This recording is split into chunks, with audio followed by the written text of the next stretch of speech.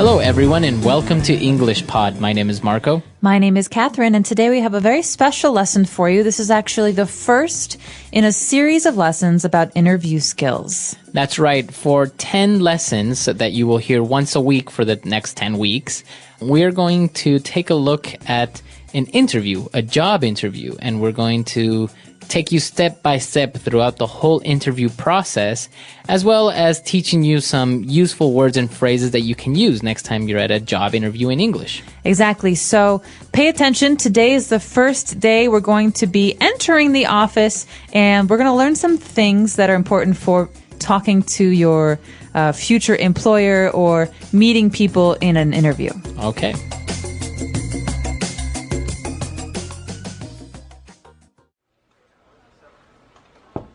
Come in. Mr. Parsons? Ah, you must be Rebecca. Please do come in. Thank you for making some time to see me, Mr. Parsons. It's a pleasure to meet you finally. The pleasure's all mine, Rebecca. Have a seat, please.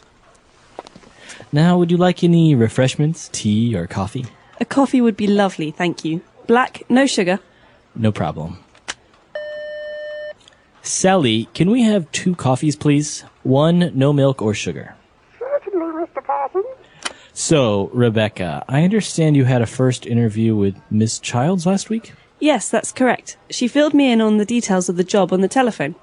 Great. Well, I'm glad to say she recommended you for a second interview, and here we are. Perhaps we can start by discussing your background and resume details a little. Yes, of course. All right, we're back. So now let's take a look at language takeaway. Language takeaway. So one of the first things that you're offered when you go to interview at a company is refreshments. Right. Would you like any refreshments?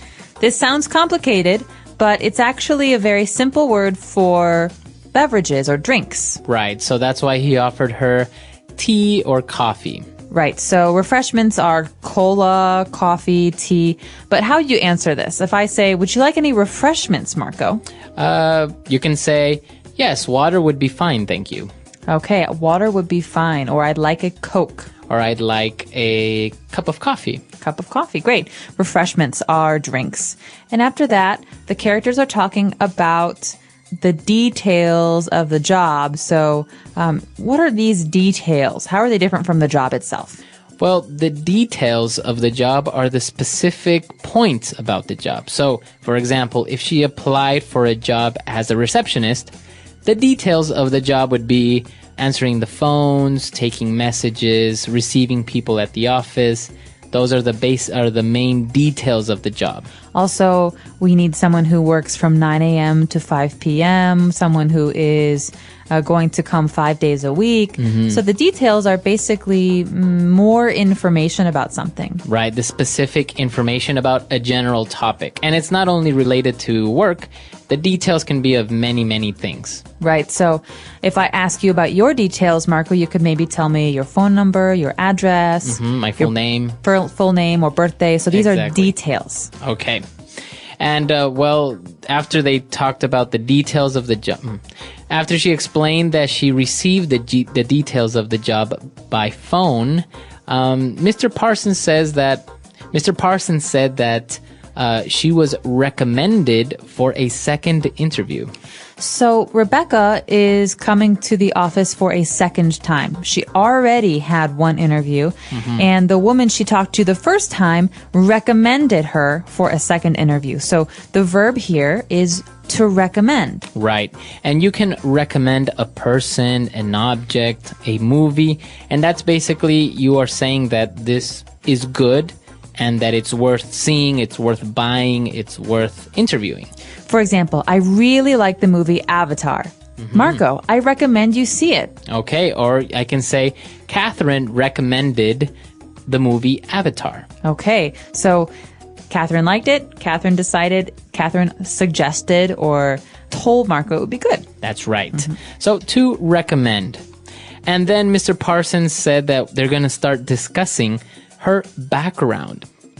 Well, background, think of the word back. That means behind.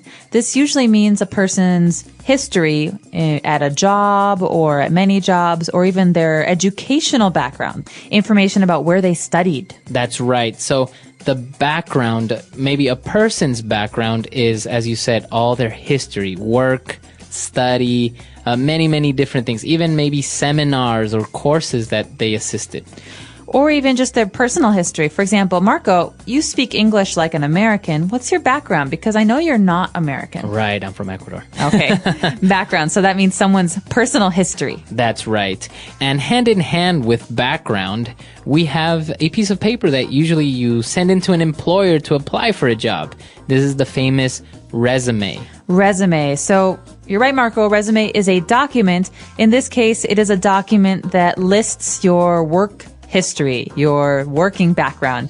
And it's a very important part of applying for a job. And usually you send your resume before you go for the interview so that the employer can look and see, is this person qualified? How old are they? What's their work history? And, well, very similar to a resume, you may have heard a CV.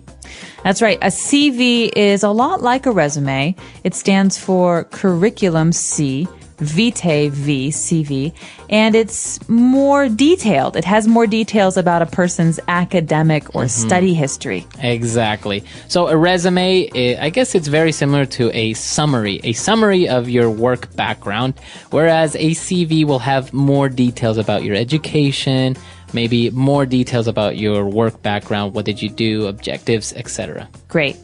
So maybe we should listen to today's dialogue one more time. And when we come back, we'll be talking about some of the interesting phrases we heard in today's dialogue.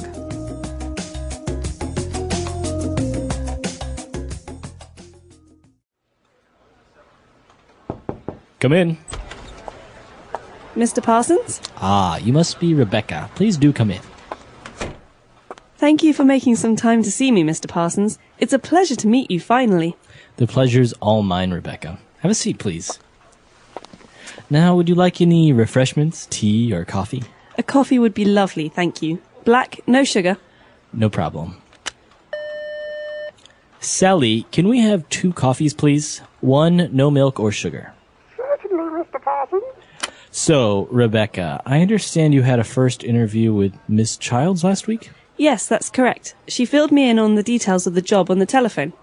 Great. Well, I'm glad to say she recommended you for a second interview, and here we are. Perhaps we can start by discussing your background and resume details a little. Yes, of course. All right, we're back. So now we have 3 phrases that we're going to take a look at on Fluency Builder. Fluency Builder. All right, so when Rebecca arrived, Mr. Parsons said, you must be Rebecca. Please do come in.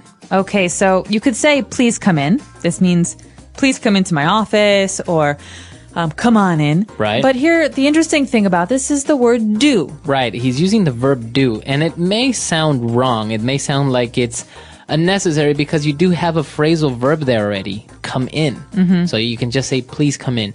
But when he says, please do come in, he is emphasizing on her to come in. That's right. So this is a very polite way to invite someone inside. You can also say, please do have a seat. All right. So you are emphasizing in a very polite way to please sit down. That's right. Please do come in. So there are many other ways that you can use it.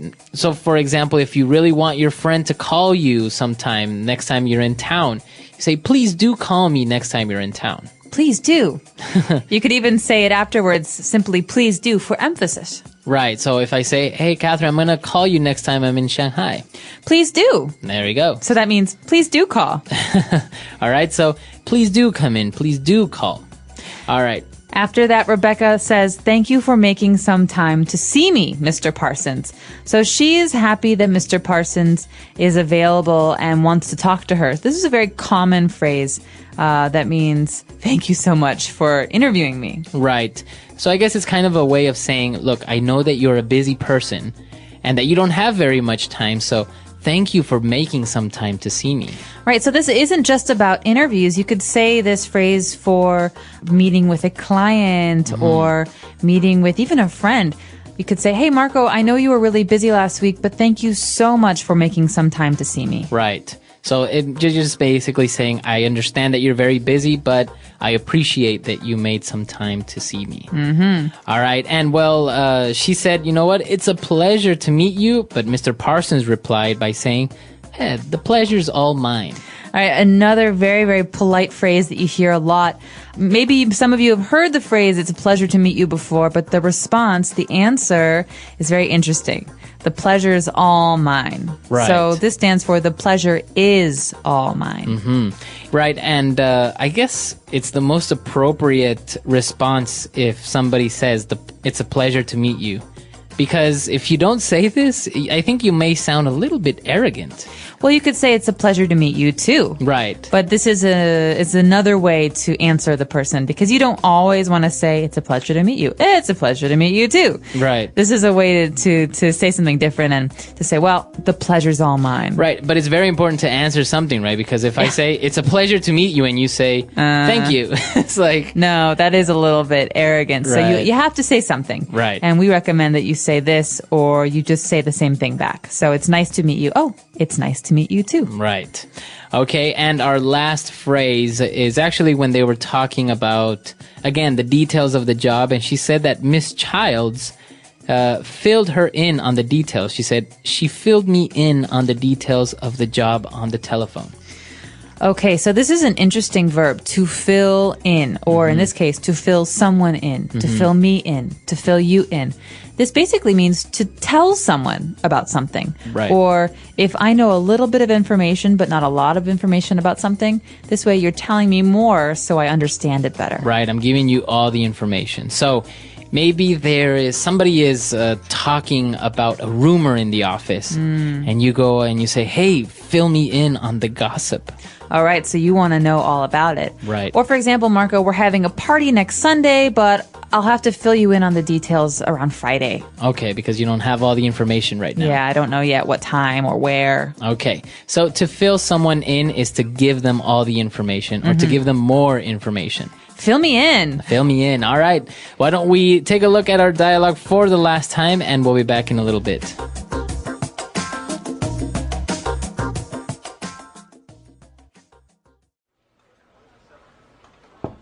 Come in. Mr. Parsons? Ah, you must be Rebecca. Please do come in. Thank you for making some time to see me, Mr. Parsons. It's a pleasure to meet you finally. The pleasure's all mine, Rebecca. Have a seat, please. Now, would you like any refreshments, tea, or coffee? A coffee would be lovely, thank you. Black, no sugar. No problem. Sally, can we have 2 coffees, please? 1, no milk or sugar. Certainly, Mr. Parsons. So, Rebecca, I understand you had a first interview with Miss Childs last week? Yes, that's correct. She filled me in on the details of the job on the telephone. Great. Well, I'm glad to say she recommended you for a second interview, and here we are. Perhaps we can start by discussing your background and resume details a little. Yes, of course.